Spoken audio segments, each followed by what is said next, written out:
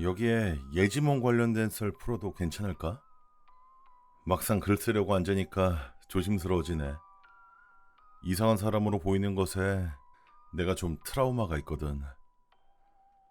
우선 나는 귀신 같은 건 전혀 믿지 않는 사람이었고, 무서운 이야기나 미스터리물을 딱히 선호하지 않는다는 점을 미리 밝힐게. 그럼에도 여기에 이런 글을 남기는 까닭은 어디에 흔적이라도 남겨둬야 마음이 편해질 것 같아서야. 우리 집안은 대대로 예지몽과 깊은 관련이 있어. 부디 이상한 오해는 하지 않아줬으면 좋겠고, 우리 가족들 모두 전부 지극하게 평범하게 생활하고 특별한 곳 없는 사람들이니까. 다만 우리 집 외가 쪽이 예지몽을 꾸는 경향이 있어. 우리 엄마 이야기를 좀 해볼까? 벌써 몇 가지가 좀 떠오른다. 엄마가 꿈에서 옆집 아줌마랑 카페에 갔어. 차를 한 잔 마시려는데 갑자기 밖에서 비가 심하게 오더래. 어느 정도였냐면 비가 너무 많이 와서 창문이 다 젖고 하천이 범람해서 쓰레기들이 둥둥 떠다녔다고 하더라고. 그렇게 비가 그칠 기세가 보이지 않는 카페에서 둘이 하염없이 앉아있다가 꿈에서 깨어났대. 문제는 이런 꿈을 매일매일 빠지지 않고 똑같이 반복해서 꾸는 거야, 우리 집안은. 상상이 가? 생각보다 사람 피를 말려와. 엄마는 결국 옆집 아줌마한테 조심스럽게 꿈 이야기를 건넸어. 혹시 모르니까 종합검사를 받아보라고. 옆집 아줌마? 병원에 가니까 뇌혈관이 터지기 직전에 응급 상황이었다고 하시더라고. 뇌출혈은 무조건 병원에 빨리 올수록 좋은데 이렇게 일찍 알아차린 경우는 정말 드물다면서 의사가 놀랐대. 다른 이야기를 해볼게. 또 한 번은 엄마 꿈에 오래된 성이 나타났어. 언제 지어진 줄도 모르는 아주 오래된 고성 말이야.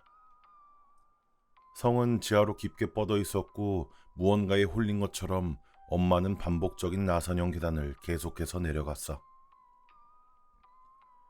얼마나 내려갔을까? 최하층에 도착한 엄마한테 익숙한 목소리가 들려오더래. 우리 삼촌이 엄마를 막 반겼다는 거야. 삼촌은 여기까지 온다고 형수님 정말 고생하셨다면서 선물을 주겠다고 했어. 삼촌이 손으로 가리킨 곳은 성의 정중앙으로 횃불 아래에 상자가 놓여 있더래. 다가가 상자를 연 엄마는 소스라치게 놀랐어.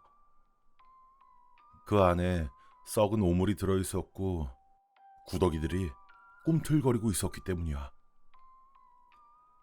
딱 3일 똑같은 꿈을 연속으로 꾸고 엄마가 삼촌에게 전화하셨어. 삼촌은 대장암이었더라. 다행히 지금은 완치되셨어. 정리하자면 이런 식이야. 첫 번째, 꿈에 가까운 누군가가 나타나. 두 번째, 그 사람과 관련된 어떤 사건이 꿈에 반복적으로 나타나지. 세 번째, 당사자에게 관련 이야기를 하고 나면 더 이상 꿈을 꾸지 않아. 이상한 이야기지? 나도 쉽게 믿기지 않아. 하지만 분명히 우리 집안에는 이런 능력이 대대로 이어져 왔고 나 역시도 이 지독한 예지 능력을 타고났어. 엄마는 할머니가 이 능력 때문에 어떤 것에 엮여 돌아가셨다면서 내가 어렸을 적부터 누군가에게 꿈에 대해 말하는 걸 항상 조심해야 한다고 신신당부하셨지. 초등학교 때였나? 친구가 교통사고 나는 꿈을 여러 번에 걸쳐서 꿨어. 철이 없던 시절에 나는 그것이 신기하게만 느껴졌고 자랑삼아 여러 번 이야기하고 다니다가 크게 혼쭐 났어. 그리고 마침내 실제로 그 일이 발생했고 주변의 시선을 견디지 못해서 결국 전학을 갔지. 그 뒤에도 버릇은 쉽게 고쳐지지 않았어. 몇 번 반복된 경험을 하다 보니까 성격은 내향적으로 변해갔고 말수가 줄게 되었지. 나름 그렇게 적응한 듯 했어. 그러다 친한 친구의 죽음을 외면하게 된 거야. 괜한 이야기로 사이가 틀어지는 것이 두려웠던 셈이지. 내가 그때 꿈 이야기를 했으면 어떻게 되었을까? 조금만 용기를 냈다면 뭔가 달라지지 않았을까? 그 생각이 오랜 기간 나를 너무도 괴롭게 만들었어. 한동안 잊고 지냈어. 예지몽이라는 게 밥 먹듯이 꾸고 그런 게 아니거든. 아무렇지 않은 척 평범하게 지내려고 정말 노력했어. 그러다 최근 다시 꿈을 꾸게 된 거야. 지금부터는 좀 긴 이야기를 해볼게. 지루한 이야기가 되지 않도록 노력해서 말이야. 꿈의 상황을 정리해보면 다음과 같아. 첫 번째, 시점은 3인칭의 시점이야. 천장에서 카메라로 아래를 내려다보는 그런 느낌. 두 번째, 여러 아이가 거대한 나무 주변으로 둥글게 원을 그리면서 한 공간에 앉아 있어. 아이들은 이상한 도구들을 손에 들고 있고 나무 앞에 짝이 없는 신발이 하나 놓여 있어. 세 번째, 아이들은 서로 눈치를 보다가 이내 한 아이를 지목해. 지목당한 아이는 두려움에 떨다 마지못해 자리에서 일어나. 그러고는 나무 앞에 가서 무릎을 꿇고 양손을 기도하듯 모으기 시작해. 네 번째, 둘러싼 아이들이 뭔가 알아들을 수 없는 노래를 부르기 시작하고 상황이 뭔가 음산하면서 소름 끼치게 돌아가. 다섯 번째, 목소리가 점점 괴상하게 변해가고 웃는 소리가 여기저기서 들려. 그리고 지목당한 아이가 기괴한 춤을 추기 시작해. 여섯 번째, 지목당한 아이가 춤을 추다 말고 갑자기 어떠한 방향으로 뛰어가. 아니, 내 발로 기어간다는 표현이 좀 더 맞을 것 같다. 일곱 번째, 상황의 변화에 아이들이 놀라면서 하던 행동을 멈춰. 뒤늦게 아이를 쫓아가지만 이미 아이는 저 멀리 어딘가를 향해서 뛰어가 버렸어. 그리고 나는 어떤 끔찍한 광경에 소스라치면서 잠에서 깨어나. 너무도 생생하고 두려운 꿈이라서 깨어나고도 한동안 어안이 벙벙했어. 최대한 꿈에 대해서 생각을 안 하려고 했지. 단순한 악몽이라고 믿고 싶었나 봐. 하지만 그 다음 날에 지독한 현실을 깨닫고 말았지. 많이 두려웠어. 당사자에게 이야기를 하기 전까지 이 끔찍한 꿈을 계속 꿔야 한다는 걸 잘 알고 있으니까 말이야. 벌써 나흘이 지났어. 이번 꿈이 정말 악질인 점은 꿈이 가리키는 당사자가 누구인지 전혀 짐작도 가지 않았다는 거야. 보통은 해당 등장인물이 꿈에 직접적으로 나타났기 때문에 어려움이 없었는데 이번엔 아이들이잖아. 이미 나는 어른으로서 살아가고 있고 최근 들어서 아이들을 만난 기억은 전혀 없거든. 혹시나 하는 마음에 졸업 앨범을 찾아봐도 전혀 모르겠더라. 막막함에 어제 엄마한테 전화해서 도움을 요청해봤지. 엄마는 내 이야기를 심각하게 듣고는 최근에 새로 물건을 산 적이 없는지 물어보더라고. 간혹 우리는 물건으로 인해 그 사람에 대한 꿈을 꾸는 경우도 있다고 말이야. 그 이야기를 듣고 생각에 빠졌어. 물건이라. 사실 최근에 이사했거든. 드디어 집에서 독립했다는 들뜬 마음에 여러 물건을 인터넷에서 충동 구매했어. 그 중에 하나가 이 크로마 아프거든? 혹시 들어본 적 있을까? 아마 잘 없을 거로 생각해. 국내에서는 엄청 마이너한 악기거든. 쉽게 설명하자면 하프처럼 줄이 많이 달린 현악기인데 아래에 있는 자판을 누르면 자동으로 코드가 잡혀. 그래서 다른 이름으로는 오토하프라고도 불려. 우연히 연주 영상들을 보고 빠지게 되었는데 자동으로 코드를 잡아줄 수 있다는 점에서 다른 악기들보다 상대적으로 쉬워 보였다는 점. 종교 행사에 사용될 정도로 성스럽고 아름다운 소리가 흘러나온다는 점이 너무 매력적으로 다가왔던 것 같아. 문제는 이 악기 시중에서 구하기가 너무 어렵다는 거야. 보시다시피 이런 건 기타나 피아노처럼 쉽게 보급된 게 아니거든. 한국에선 오래전에 HDC 영창에서 대량 생산한 바가 있으나 현재는 단종. 외국에서 수입되고 있는 게 현실인데 가격이 너무 부담스러웠단 말이지. 중고로는 또 사기 싫었고. 그러다 인터넷에 해당 제품이 신상으로 올라왔어. 유명하지 않은 무명에 가까운 인터넷 악기점에서 말이야. 이 제품은 원목 그대로 사용한 올 솔리드로 제작한 데다가 심지어 가격도 저렴하게 되어 있었어. 내 입장에선 구매하지 않을 이유가 전혀 없었지. 구매 후 나름 만족하면서 취미생활을 하고 있었어. 줄이 너무 많아 조율하기 귀찮다는 점을 제외하면 말이지. 어쨌든 뜬금없이 하프 이야기를 왜 했냐면 악기 뒷판의 모양이 꿈에 나온 거대한 나무하고 같다는 걸 오늘에서야 깨닫게 됐어. 이걸 왜 이제야 알게 되었을까 해서 바로 악기점에 연락해서 확인해 봤지. 원목의 소재지가 어디였냐고 말이야. 업자는 왜 이런 걸 묻는지 의아해하다가 교회 지인을 통해서 받았다고 말해줬어. 난 지인이 어디 사는지 물어보았고 경상북도에 있는 한 마을을 알게 됐어.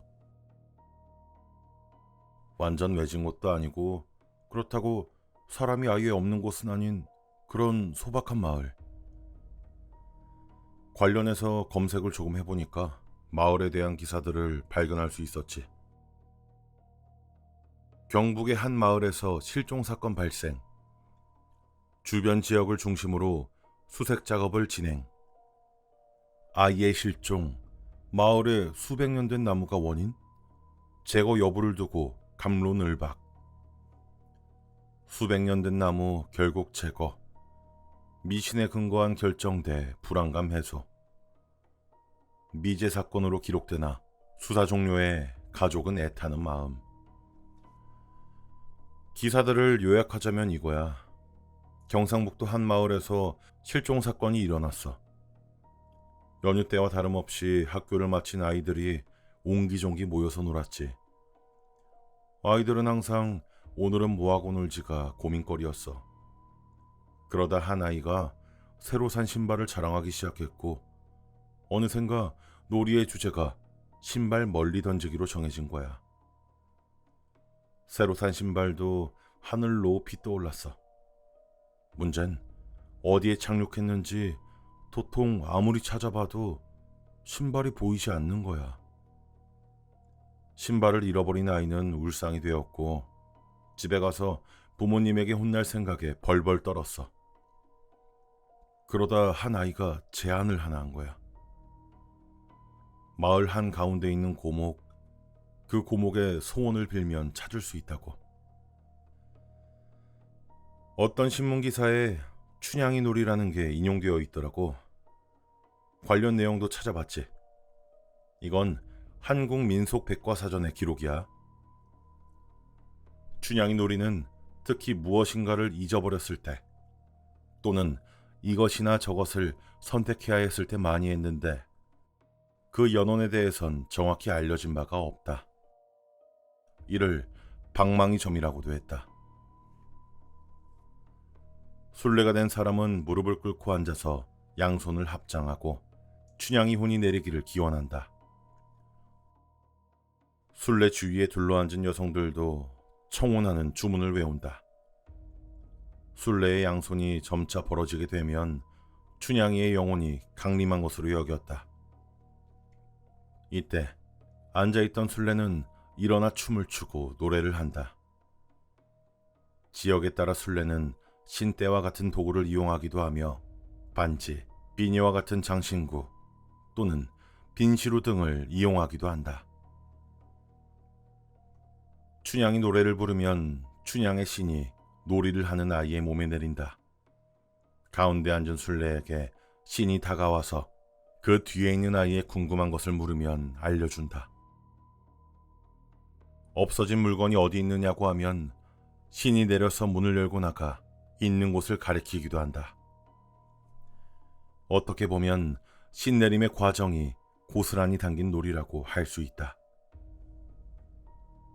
이걸 보고 나니까 꿈에서 봤던 장면들이 스쳐 지나갔어. 난 신내림의 과정을 본 거지. 아이들은 신발을 찾겠다고 고목 앞에서 춘향이 놀이를 했어. 그리고 신내림을 받은 아이는 무언가에 홀린 것처럼 신발을 찾아 어딘가로 달려갔지. 그게 아이의 마지막 행방이었지. 아이들은 울면서 각자의 부모님에게 상황을 설명했어. 마을은 발칵 뒤집혔고 경찰은 대대적인 수색 작업에 들어갔지. 하지만 실종된 아이를 도저히 발견할 수 없었고 분노의 화살은 애꿎은 나무를 향하게 된 거야. 그런데 완전히 고목의 영향력을 부정하기도 어려운 게 기사들을 읽어보니까 이 마을 지속적으로 자잘한 사건들이 계속해서 발생했다고 하더라고. 일부 사람들의 반대에도 불구하고 오래된 나무는 결국 쓰러지고 말았어. 동양적인 절차가 아니라 교회의 도움을 받았다고 했어. 지금 내 옆에 놓인 크로마하프가 해체된 고목의 일부인 셈인 거지. 신통력이 있는 나무임이 확실한가 봐. 그토록 강렬하게 꿈에 나타나는 걸 보면 말이야. 사건 파악도 되었겠다. 엄마에게 전화해서 상황 설명을 전부 했어. 근데 말이야, 가만히 듣고 있던 엄마가 가장 중요한 걸 잊고 있는 게 아니냐고 하더라고. 우린 살아있는 사람에 대한 꿈만 꾼다고. 그 말이 계속해서 내 머릿속을 괴롭혔지. 새벽까지 헤매다가 정말 깊게 잠들었어. 하수구같이 어두침침한 인기척이 없는 너무도 무서운 곳에서 한 아이가 울고 있었어. 도와달라고. 난 이 소리를 거부할 수 없어. 아이가 정말 살아있으면 어떡해.